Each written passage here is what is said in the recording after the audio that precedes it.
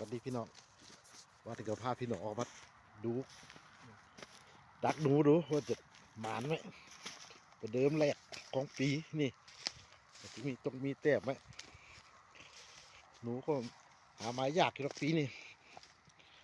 เอามาใส่ดูใกล้ๆบ้านพี่น้องมีพ่อเก็บอยู่พ่อล่างๆนี่แหละที่ได้แต้มไหมกายก็หนาววันหนึ่ง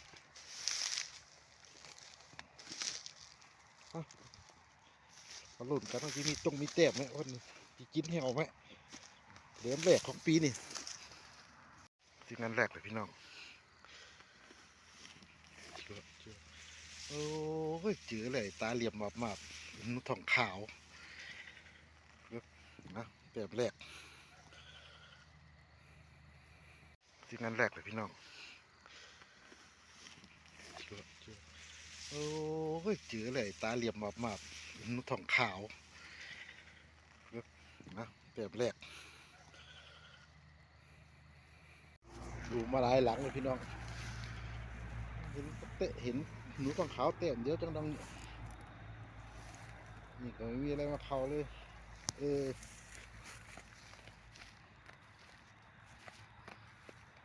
แค่นี้มั้ง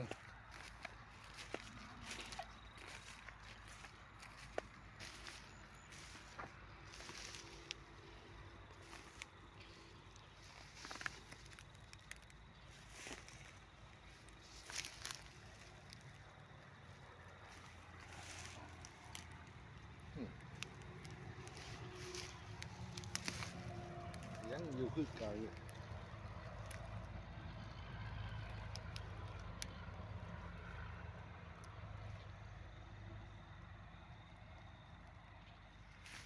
นี่กลับเนี่ยกลับลั่นกลับไม่ลั่น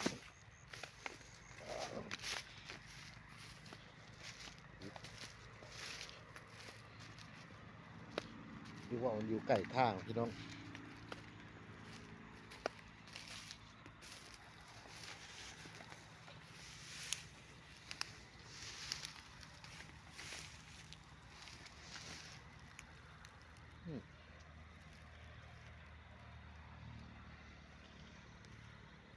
ยังไหนกับอยู่คือเก่าแห้ว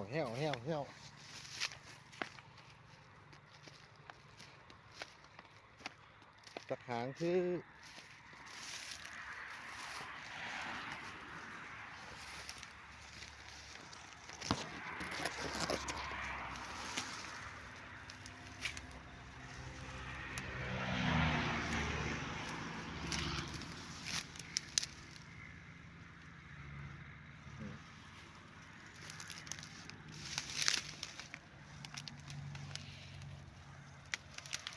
นี่เลยครับสุราไปอันนี้มีดินพี่น้องเกิดรุดแล้ว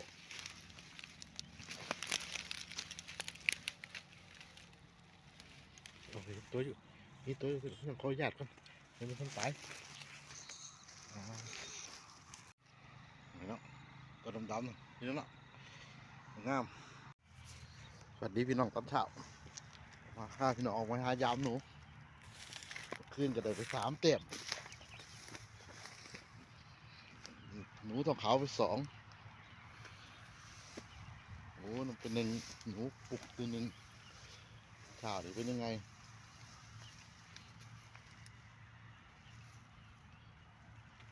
ใส่ไงนะ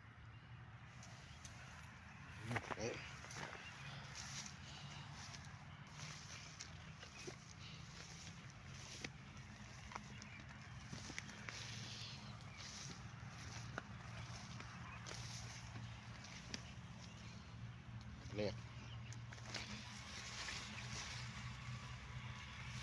นี่เลยขอว่าเลยเนี่ยเจ้าว่าก้าวหลังพี่น้องก้าวหลังเห็นห้ำโป่งอันเดียว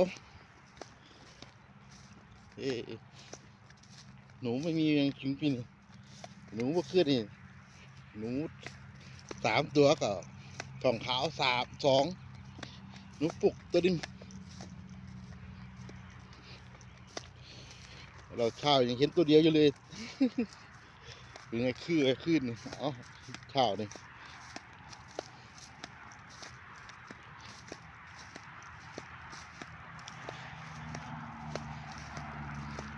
ข้างกับลงแรงก็เปียกหมดเลยนี่หลุดกันเหลืออีกหลายหลังอยู่เรื่อยๆ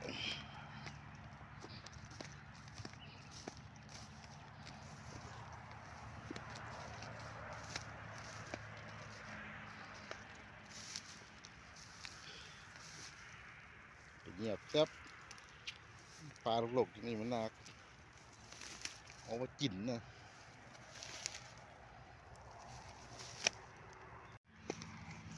เอาพี่น้องสุดอีกหลังนี่สายตึงไหมเงียบแซ่บ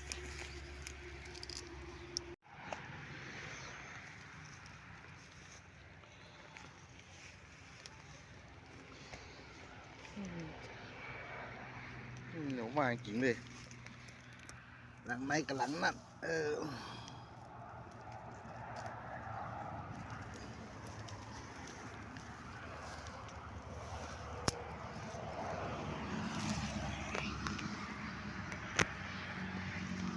เสียงรถเขาวิ่งดังพี่น้อง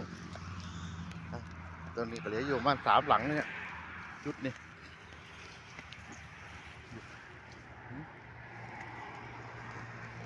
เสียงนกบิน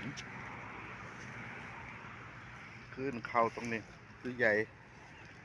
ข่าวมาเงียบแซบไม่มีอะไรไม่จุดหนึ่งพี่น้องจุดสุดท้ายมาก็เห็นแต้มเนี่ยจะเป็นหนูทองขาวแต้มนึงนานจะรออยู่มั้งขออนุญาตเจียวก่อนพี่น้องปลาปลกตรงนี้นามีหนูเนาะตัวใหญ่เหมาะคุณรู้เนาะ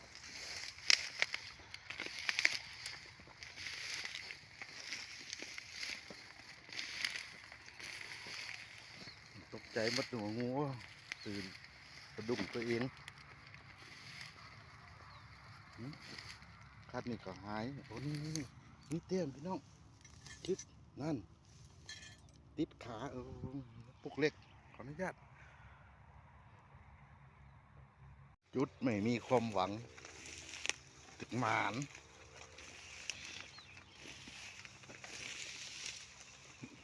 หลัง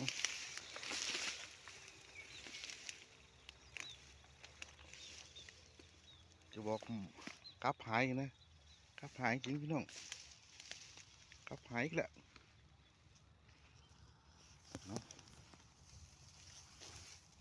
ลากเอาไปข้างในนู่นไม่อยู่